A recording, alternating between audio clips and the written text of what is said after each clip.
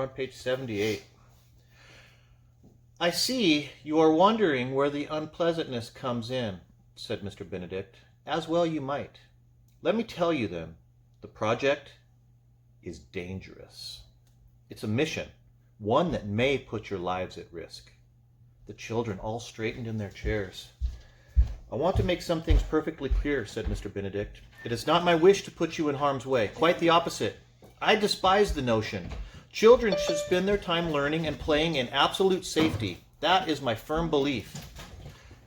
Now then, assuming that I am telling the truth, can you guess why I would nevertheless involve you in something dangerous? Why should we assume that you're telling the truth? Challenged Constance. For the sake of discussion, said Mr. Benedict, let us assume that I am. If you are telling the truth, said Renee, then the only reason you would put us in danger is that you believe we'll fall into greater danger if you don't. Mr. Benedict tapped his lumpy nose and pointed at Renee. Precisely! And I do believe this. I am certain, in fact, that you and a great many other people are in danger even as we speak, and that danger shall only increase. Sticky coughed and mumbled something about needing to use the bathroom. Mr. Benedict smiled kindly down at him and said, Sticky, never fear. You aren't compelled to join the team. I hope to explain a bit more about it, and then you'll be given the choice to stay or go. Fair enough. After a moment's hesitation, Sticky nodded, and then Benedict added, Now, do you truly need to use the bathroom, or can you wait a few minutes longer? Sticky truly did, but he said, I can wait. Very well. Now, in the interest of further explanation, I'll ask you all another question. What is it the four of you have in common? Can you tell me? We all passed your boring tests, said Constance. We're all gifted, said Kate. We're all children, said Sticky. Mr. Benedict nodded at each response and then looked at Renee, who said, We are all alone. Mr. Benedict raised his eyebrows. What makes you think that? For one thing, said Renee, the newspaper advertisement wasn't addressed to parents, but to children, which makes me think you were looking for kids who might be alone. And then, at the first test, there were a lot of parents, but later in the Monk building, I only saw a handful of them waiting. And I know at least a few kids showed up all by themselves. And now here we are. I'm an orphan, and Kate's mother died when she was a baby, and then her father left her, and I'm only guessing about Constance. But as for Sticky, well, I'm sorry, Sticky, but I think you've been hiding something. I think somehow you're alone, too. Before you say anything, said Mr. Benedict to Sticky, who was staring at Renee with a shocked expression, let me tell you this. I have always had a strict policy against talking on runways. What does that mean? Against talking on runways. In light of the circumstance, however, I'm willing to make an exception. When it's time for you to decide about staying or leaving, please keep in mind that it won't be necessary to make up stories. And if you decide to leave, Rhonda and number 2 will offer you assistance. I have no intention of letting you out into the city again without food or money or shelter.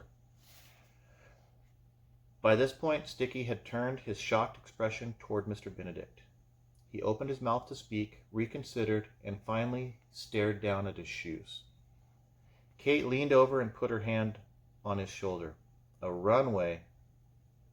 Oh, runaway, huh? She whispered. You've got more gumption than I realized, pal. Gumption, that means like guts.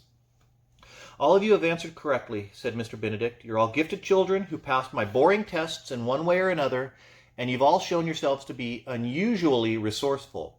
For example, I happen to know that Constance has been living secretly in a public library in a city north of Stonetown, and that she managed to catch a bus and then a subway and finally a taxi to come here. And I know that Kate stole aboard a boxcar in Chicago, while Sticky stowed away on a river barge. You've all shown ingenuity in one form or another, and yes, in one form or another, you are all alone. Again he paused, gazing at the children. Now, with that appeared to be a mixture of great pride and great sympathy. Indeed, tears had welled up in his eyes, and the sincerity in his expression made Renee, who was used to ignoring his loneliness, grow heartsick. He felt a keen desire to see Miss Purnell again.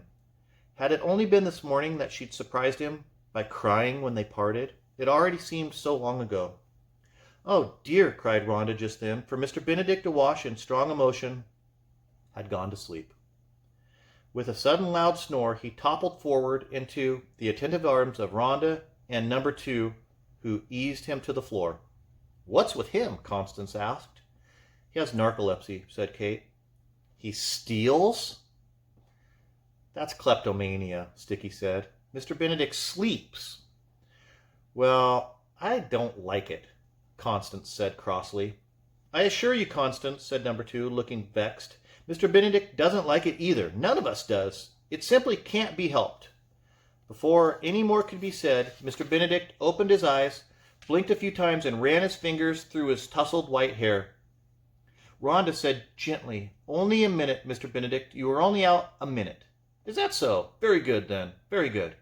Thank you, my friends. Thank you as always." He patted Rhonda and number 2 on the arms, and they helped him to his feet. "Usually happens when I'm laughing," he explained to the children, "but these days it's often something else.